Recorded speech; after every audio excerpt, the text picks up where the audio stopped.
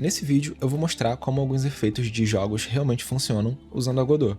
Eu vou criar um shader do zero que faz 3 efeitos interessantes e usam o mesmo princípio. Shaders afetam muito na aparência de um jogo e tem coisas incríveis que eles conseguem fazer, mas eu também acho legal os efeitos mais sutis, e é nisso que eu vou focar. Eles também são mais versáteis. Aqui eu vou cobrir Tone Light, Fresnel, Ring Light e no final eu vou falar um pouco sobre importação. Eu abri um novo projeto, cliquei em Cena 3D, adicionei uma mesh vazia, escolhi uma esfera para usá-la como exemplo e com o material shader. Novo shader, coloquei qualquer nome e cliquei para editar. Na Godot dá para alterar a luz, a aparência do pixel e o vértice, separado em 3 seções diferentes. Eu não vou mexer com o vértice aqui, então apaguei aquela parte do código. Quando é retirada essas barras da seção de luz, a iluminação padrão é desativada. Eu fiz isso para começar a reescrever. 2 vídeos atrás eu contei sobre como luz funciona. É comparada a direção dos polígonos com a direção da luz, e isso gera um valor. Quanto maior o valor, mais iluminada é aquela face. Esse cálculo é chamado de Dot Product, e agora dá para mostrar como funciona na prática. Normal é a direção do polígono, e Light é a direção da luz. O Step é a função que limita o retorno, retirando o degradê. É necessário usar a constante Diffuse Light para dar uma aparência nova para a iluminação do objeto, e eu estou igualando a variável LuzTone, que tem um efeito que eu acabei de criar. Mas dá um erro aqui, porque luz precisa de 3 valores, e o que eu tenho é apenas 1. 3 valores são suficientes para representar uma cor, e essa uma cor é de 1 pixel. Esse código roda para cada pixel presente.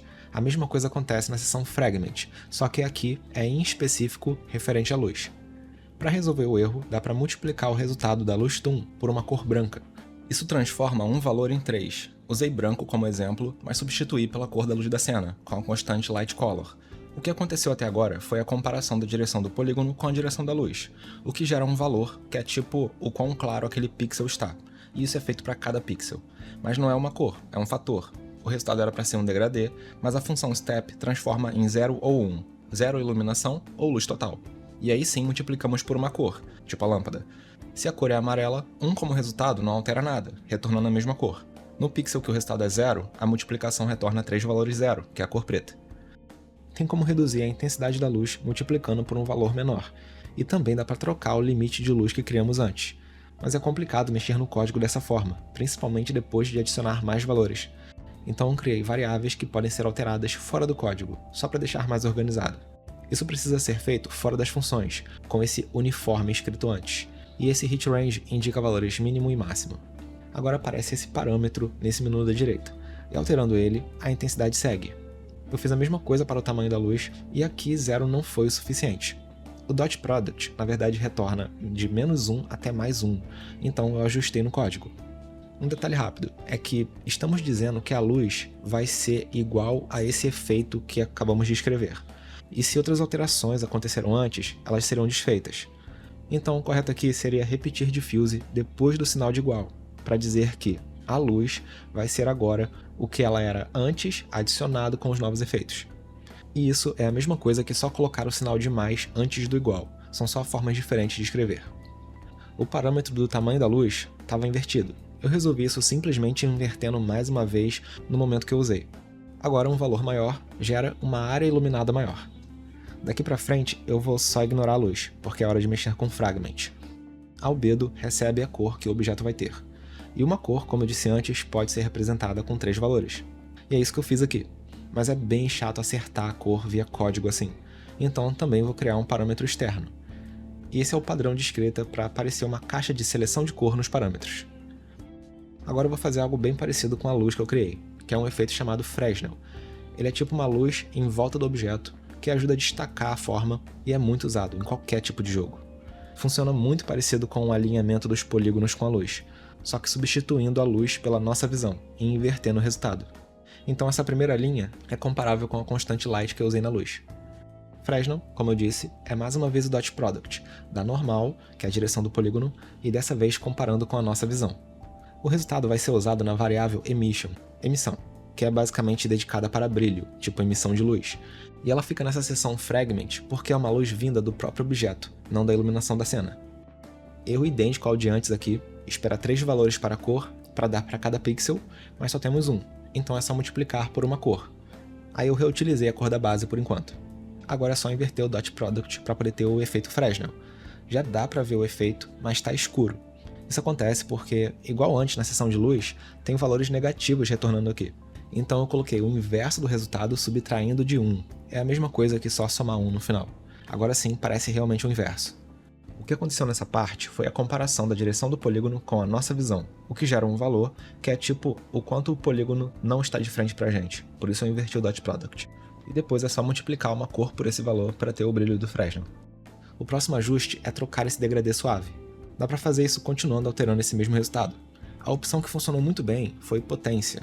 Elevar a um valor maior que 1 deixou o resultado bem menor quando ele era próximo de 0 e bem maior quando era próximo de 1.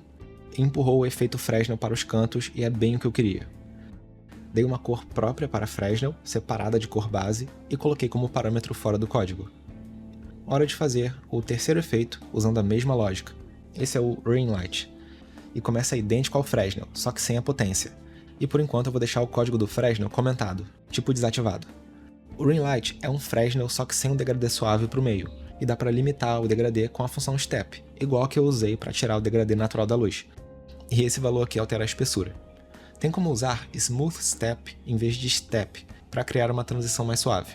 Agora só ficou idêntico com o Fresnel, mas usando valores mais próximos, dá para fazer ficar diferenciado. Porém, eu vou deixar só com Step mesmo por preferência. Achei o efeito muito forte, aí dá para multiplicar por um valor baixo, parecido com o que eu fiz com a intensidade da luz antes. Também transformei em parâmetro externo e coloquei valores adequados, inclusive também inverti o valor na hora de usar. E mesma coisa para a intensidade, parâmetro externo. Ring Light está usando a cor que eu separei para Fresnel. Acabei deixando assim mesmo, só renomeei para um nome genérico e reorganizei as variáveis por tipo e com um espaçamento. A última coisa que eu vou fazer aqui é uma alteração da Ring Light. Eu quero não deixar ela aparecer na parte baixa do objeto. Tem como fazer isso com mais um uso de dot product e step, só que levando em consideração o quanto que um polígono aponta para cima. Nesse caso, os 3 valores representam uma direção. É tipo falar, se está apontando para o alto mais do que o valor que eu informei no step, eu quero o efeito, senão eu não quero. E agora eu alterei o Ring Light para também respeitar esse novo limite. Mais uma vez, dá para ver que o valor precisa ser entre -1 e +1, e não de 0 a 1. E eu não gostei de como o efeito ficou com o Step, então troquei para Smooth Step, que faz um degradê entre 2 valores, e achei muito melhor. Já dá para brincar com os parâmetros que eu tirei do código e criar resultados legais. Mas notei que Fresnel foi ignorado desde quando comecei a fazer a Ring Light. Tem como simplesmente somar os 2 efeitos, na hora de associar com Emission. Achei que Fresnel estava muito forte, era para criar uma variável própria para alterar a intensidade, eu não queria reutilizar de Ring Light para poder conseguir mudar uma sem mudar outra, mas deu preguiça, deixei qualquer valor e depois eu retornei para poder melhorar o código. Aqui eu notei que brilho cor só estava afetando o Ring Light, então para afetar também o Fresnel, eu repeti para as 2 variáveis. Daria para criar uma variável de cor para cada efeito, eu só não quis fazer isso. Não ficou muito elegante, mas funciona. Agora, plot twist, eu vou criar tudo de novo, em uma fração do tempo e do esforço. Essa é a rota sem programação. Nova mesh, esfera, novo shader, mas dessa vez um padrão. Cliquei no shader, albedo, escolhi uma cor, tipo de iluminação toon, essa opção aqui eu não vou tentar pronunciar, coloquei no 0, Ring ativado e pronto, Fresnel ou Ring Light, tá um meio termo estranho aqui, e com luz toon também. Embora a linha de divisão não tá tão nítida quanto a minha. Tem como deixar a linha mais suave com essa opção, mas também dá para fazer isso no código, substituindo o Step por Smooth Step, assim como eu mostrei algumas vezes. Então, por que fazer da forma difícil, com código? A principal vantagem é ter maior controle sobre os resultados, mas no geral eu não sei se é uma boa ideia. Se soa complicado, ou confuso principalmente, eu diria fique com a versão sem código. Essa é a minha opinião, não só sobre esse shader, mas qualquer outra coisa que a gente adiciona no nosso projeto. Mas o shader ficou legal, e isso foi o que eu fiz em meia hora. Para finalizar, eu apliquei o mesmo limite que eu usei para Ring Light no Fresnel. Para isso, eu coloquei a lógica responsável por esse limite no topo do código, porque a ordem importa. Não sei se eu prefiro assim, talvez só deixar Fresnel baixo, mas de qualquer forma é só trocar. Dediquei um tempo para organizar o código um pouco melhor, colocando novas variáveis onde fazia sentido e ainda não tinha. Sobre esse limite de apontado para cima, ele é meio falso, porque não é um para cima global, é para cima na nossa visão, tipo metade de cima da tela. Então fica estranho quando, por exemplo, eu olho por baixo. Isso é só como a constante normal funciona. Foi mais fácil deixar assim, gerou um resultado bom, então eu não vi como problema. Terminei de organizar o código, demorou para pensar em um nome legal para a variável de potência elevada do Fresnel, mas achei que agrupamento funciona. Eu fiquei contente com o resultado, tem shaders muito melhores pela internet, mas metade não funciona, na minha versão do programa pelo menos, e os que funcionam eu não entendo, por isso que eu criei o meu.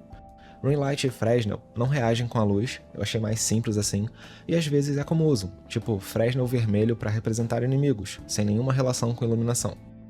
Agora, sobre o uso do código, tipo, se você tem um modelo que já está sendo usado e quer aplicar esse efeito nele. Eu importei esse Capitão América, link na descrição para o site onde tem esses modelos. Aí você precisa encontrar a mesh, então se for uma cena, é preciso entrar nela e ir até a mesh, mas isso é além do assunto desse vídeo. Tendo a mesh, eu apliquei a textura, que eu também importei para o projeto, arrastar ela para o material, já coloca ela no parâmetro albedo, e a única alteração que eu fiz aqui foi deixar a textura nítida. Com o material pronto, feito sem código, dá para depois converter para um shader e editar. Tem muita coisa aqui que nem é necessária, mas novamente não é o foco. Só quero mostrar que dá para adicionar tudo que eu expliquei antes em um material que já existe. Por exemplo, a luz ainda está como padrão, não tem função alterando ela, então é só colar a minha aqui. Mas esse pedaço de código está pedindo variáveis que ainda não existem aqui, aquelas que eu criei para alterar no menu da direita. Então eu colei logo aqui todas as variáveis, exceto a albedo, porque ela já está sendo usada aqui com uma textura. E na verdade, levei as variáveis lá para o topo, porque essa é a ordem que elas aparecem no menu da direita. E no fim da função fragment, eu colei a parte do meu código que estava nessa função, sem colar a linha que associava um valor para albedo. E agora é só alterar os valores para achar uma configuração legal. Esse é meu primeiro vídeo realmente usando a Godot. Eu ainda estou aprendendo, se tiver alguma correção eu vou deixar nos comentários, ou na descrição, junto com o código que eu escrevi aqui. Se gostou do vídeo, deixa um like, considere se inscrever e até a próxima.